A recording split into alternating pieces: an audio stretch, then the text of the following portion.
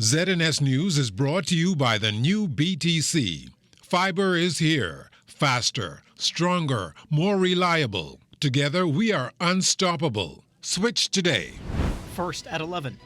A moment of pause for the nation as we remember those lost and forever impacted by devastating Hurricane Dorian. Also, the latest central bank report on the country's economy. Find out the performance indicators for the nation's economic health. And the deadlines for uniform assistance extended, according to the minister responsible, due to an increase in requests from struggling families. The Bahamas tonight at 11 starts now.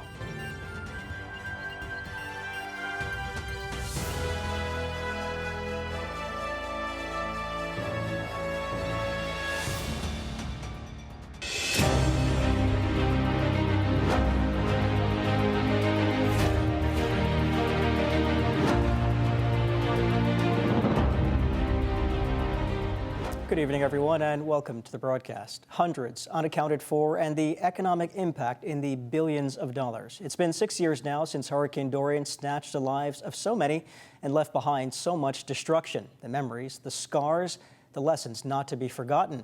On this day of remembrance, the Prime Minister and his cabinet observed a national moment of silence and prayer at exactly 9:30 this morning.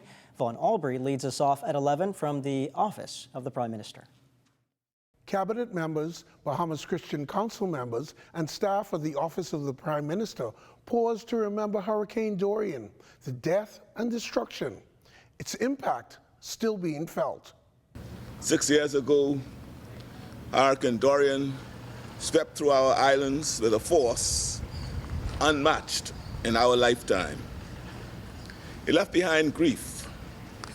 It left behind destruction.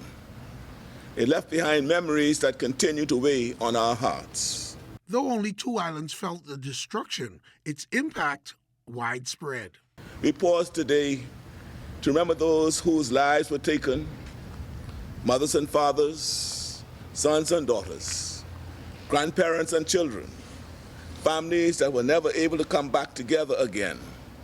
Their names, their faces, and their stories remain with us, carried in the hearts of loved ones and in the collective memory of our nation. The official death toll pegged at 74, but many believe it is much higher. Thousands of survivors on Abaco and the Grand Bahama still grappling with the horror. Many lived through days of fear and uncertainty, clinging to rooftops, wading through rising waters, searching desperately for missing relatives. They endured the unimaginable and then faced the challenge of starting again with little left to call their own. Their courage is a reminder that even in the most difficult of times, the Bahamian spirit refuses to bend. The Prime Minister highlighted the vital role of first responders and the volunteers amid the loss of innocent children, again stressing that climate change is a daunting reality. Preparation is not a choice. Resilience is a responsibility. We must continue to build stronger homes, protect our environment, and ensure that no island or settlement is left behind. Bind us together, Lord, bind us together, Lord, bind us. The Prime Minister stressed the resilience of Bahamians, reminding us that we are one people, and as we mourn the loss, we must remember to support survivors. I'm Vaughn Albury. Back to you. Thanks for the reporting, Vaughn. Tonight, we tell the story of Hurricane Dorian survivor, 50-year-old Frankie Floridor, who lived with his wife and 3 daughters in Spring City, Abaco. Floridor says they prepared for the storm, but never imagined the extent of its fury. In my house, I was in the bathroom. That's where we find safety. Then after it died down a little bit, everybody went to the community center in Spring City. We had a community center there, so everybody was there, and that was like, the community center was made out of block and cement, so it was firm. Floridor's house was destroyed. On the mend, his family is now rebuilding. I'm pleased with the progress, because folks were saying it could take 20 years, 30 years to get back, but everybody's rebuilding. You know, the progress is great in Abaco, you know, so we came from a long, long way. Well, the impact of Hurricane Dorian coupled with COVID-19 left behind an economy that was limping. 6 years later, and the central bank's latest forecast shows continued growth in July, albeit at a more tempered pace. Further, inflation eased over the 12 months in May, thanks to lower imported fuel and goods costs, while government finances improved with the fiscal deficit narrowing as revenue outpaced spending. What stands out is that tourism activity remained healthy despite showing signs of moderation, with cruise arrivals strong and stopover growth constrained. Altavis Munnings joins us in studio with more on the latest tourism financial stats. Good evening, Altavis. The central bank reports that while the Bahamas' economy continues to grow, tourism earnings in July showed signs of tapering. The monthly Economic and Financial Development Report for July 2025 illustrates the slowdown reflected limited growth in high-value stopover visitors, even as the cruise sector maintained strong momentum. Ministry of Tourism figures for June, the most recent available, show overall arrivals climbed by 10.7% to 1 million visitors compared to last year. That was driven mainly by cruise traffic, which surged nearly 14% to 900,000 passengers. By contrast, air arrivals slipped by just over 3% to 200,000.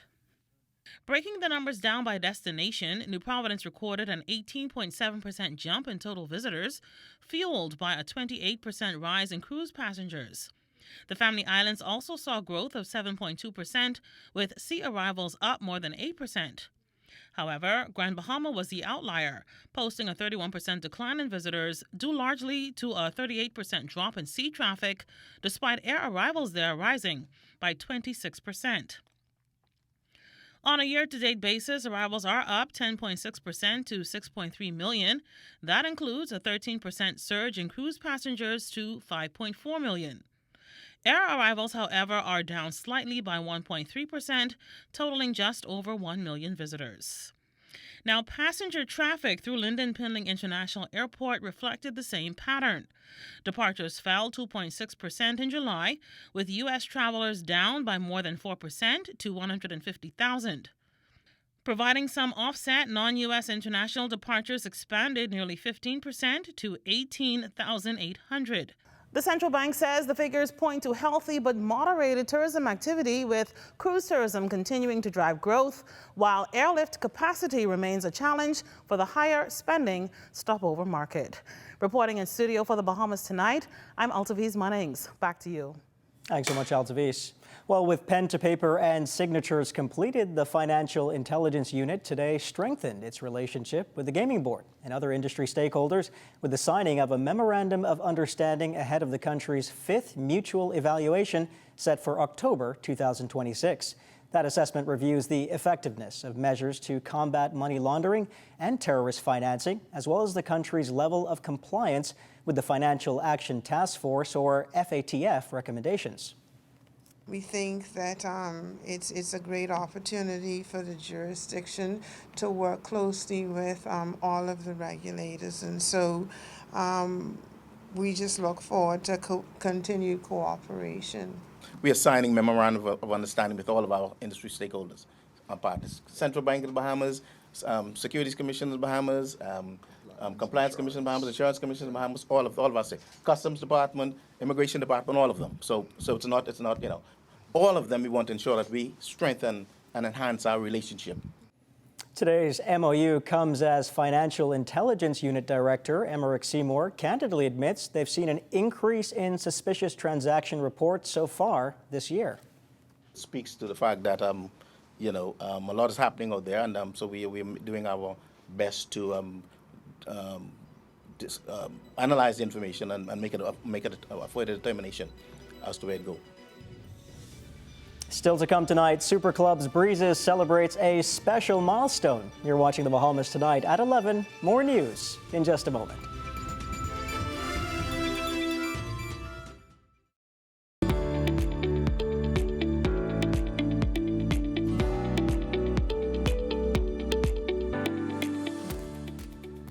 The return to school, a struggle for many Bahamian families who find themselves unable to afford basic supplies. Social Services Minister, the Honorable Miles Larota, telling ZNS News Tuesday that his ministry has received some requests for its Uniform Assistance Program, which by now would be winding down.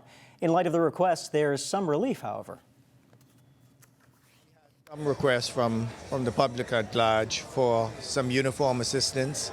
A lot of those requests came in late, and I'm not putting blame on the public, but I just want the public to know that we have extended the deadline until the end of September, because we know that there are still some kids in transition and getting to schools, moving from island to island or constituency to constituency.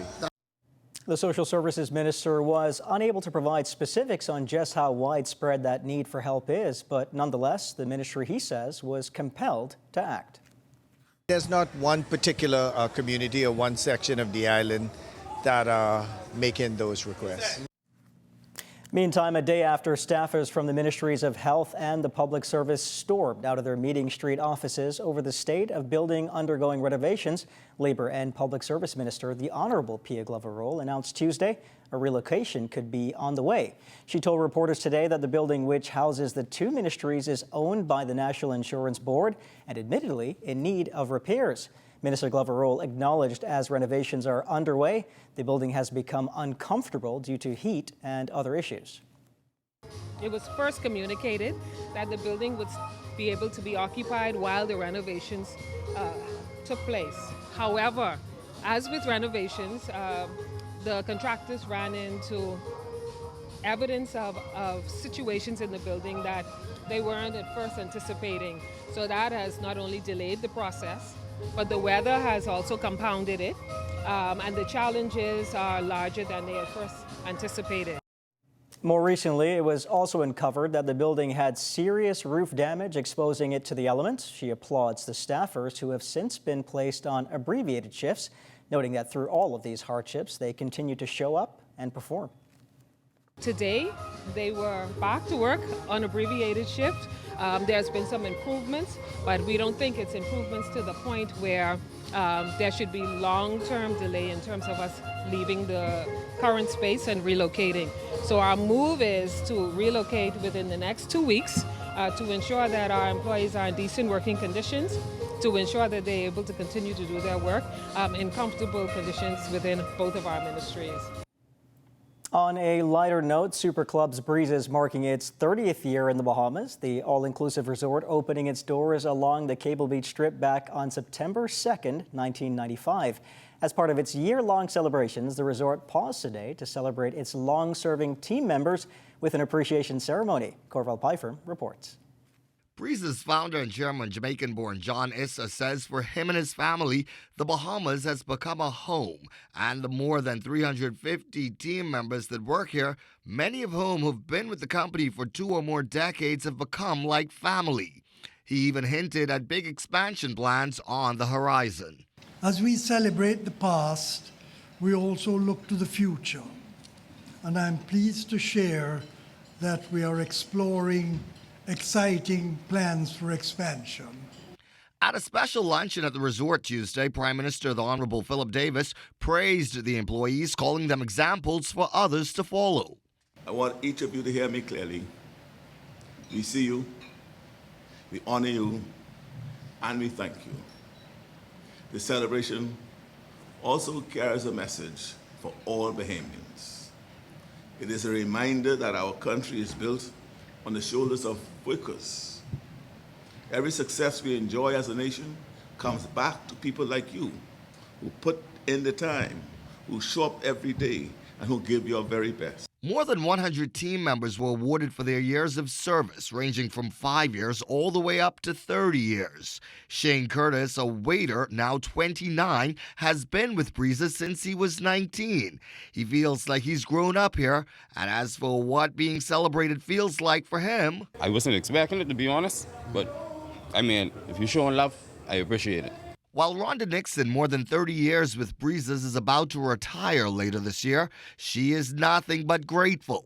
And legendary musician David Ferguson, a.k.a. Funky D, and his band, the Summer Breeze Band, have called Breezes home since it opened its doors back on September 2nd, 1995. Because at the time when I came, I was just starting my family, and I have 4 kids.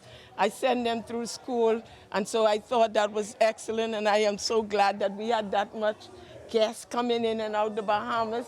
So my kids enjoy good school lives, good house lives, and I thank Breezes for that. The best thing about my job here is just to make somebody who spend a lot of time, a lot of money to come to the Bahamas, to give them the Bahamian culture, make them feel at home. So it's been 30 years of good stuff. For the Bahamas Tonight, I'm Corvell Pfeiffer.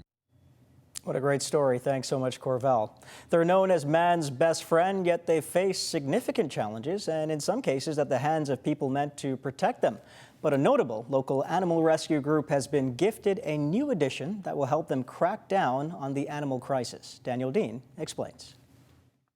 Like this little guy, the Bahamas Humane Society remains steadfast in its commitment to rescue as many animals as possible, especially dogs. And according to President Kim Arana, the generous donation of a rescue vehicle certainly brings them one step closer to this goal. Generous donators of the Bahamas have donated us this new rescue vehicle, and it's essential because we spend a lot of time going out on rescues of animals that are injured or down a well or stuck in a cave, or all sorts of different rescues that we have to do, and also just animals that are being abused or neglected. But this van here behind me is meant to help them escape that reality. Wife of the Prime Minister, Anne-Marie Davis, has served on the Society's board for a decade. She says using vehicles like this one is the main priority for the animals after being rescued. Making sure they're healthy, they're well, that they're spaded and ready for adoption or ready for export to have new homes, and we're just very grateful. This makes van number 3 for the animal rescue organization. And Arana says donations of all kinds, especially monetary, are welcome. But though they've not reached their optimal donation goals, this group of animal enthusiasts in the meantime won't stop rescuing animals in need. Reporting for the Bahamas Tonight, Access Now, I'm Danielle Dean. Thanks so much, Danielle. And remember, you can volunteer and help walk the dogs. I believe it's on Saturdays, but you can check with Bahamas Humane Society. Amajal Knowles has a look at what's coming up in sports tonight. Amajal? The BLTA saga continues. Details of that story and more coming up in sports.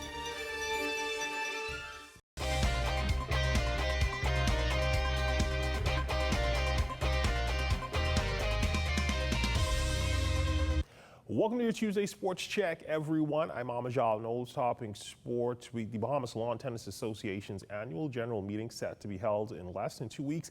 Tension is rife in the local sporting body as two factions of the organization are engaged in a war of words just ahead of its election of officers. Now, for context, the current BLT administration had been involved in an ongoing legal battle with two members who had deemed they had been unfairly removed as members of the BLTA. And in July of this year, the Supreme Court ruled in favor of those two appellants, saying the BLTA had acted unjust.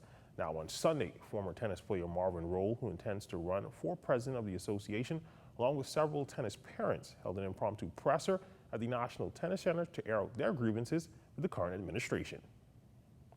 For the past 5 years, the BLTA has failed to issue any notice regarding the regularization of memberships. During the same period, parents have allowed their children to proudly represent the Bahamas on national teams. Yet the board never once indicated that it was refusing new memberships or renewals. Now that the BLT has suddenly called an election and instructed members to appear at the National Tennis Center for only two hours of each day to check if they are eligible. Those not on the association list are told they must wait until the AGM and elections to be ratified. This process is not only unreasonable and exclusionary, it is a breach of the court's ruling and contrary of the BLTA Constitution. Now, since our initial sportscast, the BLTA president, Perry Nugent, has responded via a press release saying that the Bahamas Lawn Tennis Association has issued notifications allowing for the regularization of its members in order to become current, and are pleased that members took advantage to regularize their accounts, including persons under the recent legal rulings. Adding that the BLTA remains focused on its mission to grow tennis, support athletes, and uphold the proud sporting tradition of the Bahamas, adding that they will continue to work in partnership with athletes, members, stakeholders, and international bodies to advance the sport of tennis in the country. I will continue to update you on this story as it progresses. Switching gears to track and field, the Bahamas' 15-member team set to leave in a matter of days for Tokyo, Japan, the site of this year's World Athletics Championships. Among the recent additions to the squad was 200-meter specialist Ian Kerr, who was invited by World Athletics due to his world rankings. We caught up with Kerr on his mindset heading into his first World Championships. Last year was really the year that I really took the European circuit serious, and so that benefited me this year with the points that I gathered from that. And so this year I went to Japan and Africa, and so because of those gold label meets, I was able to get enough points to go back to Japan for World Champs this year. I wouldn't say nervous per se. I'm always excited to run, always a little nervous to run, but I'm ready to go. So just fine-tuning some stuff, and I leave tomorrow at 6 p.m. But I'm ready to go though. Not much nerves. For me, I just want to go there, execute my race. This is World Champs, so it's going to be the best of the best. So I expect the competition to be there. So I just got to go out there, execute my race, and everything will take care of itself from there. As for his expectations and his assessment of a very stacked men's 200-meter field. Well, I expect the guys from the States, I expect the guys from Africa, Europe, those guys are always going to be there. So this is nothing that I'm not used to. So just going out there and just making sure I run my race, stay in my lane, and focus on what I have to do. It's always, there's nothing I like to do more than put on the Bahamian colors. And so with that, I take that with me everywhere I go, no matter if I have on the colors or if I don't have on the colors. I take that Bahamian pride with me all over the world. So I'm excited to go to Japan and showcase our talent. Now, the World Athletics Championships will run from September 13th through the 21st. In baseball news, the Players Alliance and the Don't Blink organization continue to work together to further the mission of leveling the playing field in both the local baseball and softball communities. The nonprofit organizations recently expanded their efforts to the BAP program, donating softball equipment and supplies to help develop softball in the Bahamas. Players Alliance, along with Don't Blink, have consistently given back to the baseball community both locally and abroad. Now, for the Players Alliance, their mission encompasses core values including leadership, stewardship, ownership, diversity protection, equality, and service. Since its inception, the organization has invested $41.7 million into black communities, while Don't Blink, spearheaded by Todd Isaacs Jr. and Lucius Fox, recently expanded their brand from baseball to softball, the inaugural staging of the Queens of Paradise softball series this past June. And that's a look at your sports on this Tuesday. I'm Amajal Knowles, signing out until tomorrow.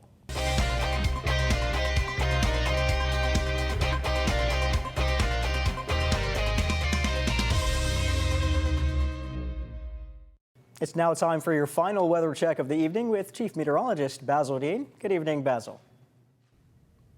Good evening, Royston. We have an area of showers and thunderstorms in the far eastern Atlantic. It has become better organized, and hence we're giving it a 70% chance of developing over the next couple of days. And this could become a tropical depression, possibly a tropical storm as early as Thursday, and will continue to moving towards the west. So we'll keep our eyes on this area very, very closely. And our satellite picture, well, it's showing that band of showers with embedded thunderstorms, which continues to affect the northwest and central parts of our country. That will remain with us for the next several days, so there will be on and off our showers and thunderstorms, some of which could be heavy at times, so localized ponding is possible in those low-lying areas. And our temperatures around the islands this evening: Marshall, Babico, Green Turtle Key, and also Freeport, Grand Bahama at 88 degrees, 87 in the Berry Islands, Alisan, Bimini 83, 86 in Harbor Island, Roxanne, Eleuthera 87, Otterstown, Cat Island 88, 90 in Black Point, Exuma, and Camp Space St. Andrews, Fresh Creek, Central Andrews. They're having some showers there with a temperature of 86 degrees. And in San Salvador and Rumkey, the mercury column at 88, 90 degrees in Georgetown, Exuma, 89 in Georgetown, Exuma, Clarence Sound, Long Island, and Crooked Island, Betsy Bay, Maguana, 90, Ackland's 90 degrees, 85 degrees in Matthew-Town, Inagua, and the Turks and Caicos Island, very warm at 93 degrees. And your forecast tonight, we are looking at cloudy, very warm with a couple of thunderstorms, especially early tonight, with a low temperature of 81 degrees. And tomorrow, variable cloudiness with thunderstorms again in the mix. High temperature, 89 degrees. And your extended weather forecast for the next several days. These showers and thunderstorms will be with us as we go into the early part of next week. Temperature-wise, though, because of the cloud cover and the showers and thunderstorms, that's going to keep those temperatures primarily just below the 90-degree mark. Nighttime temperatures still upper 70s to low 80s, which will make the nights a bit on the muggy side. Royston?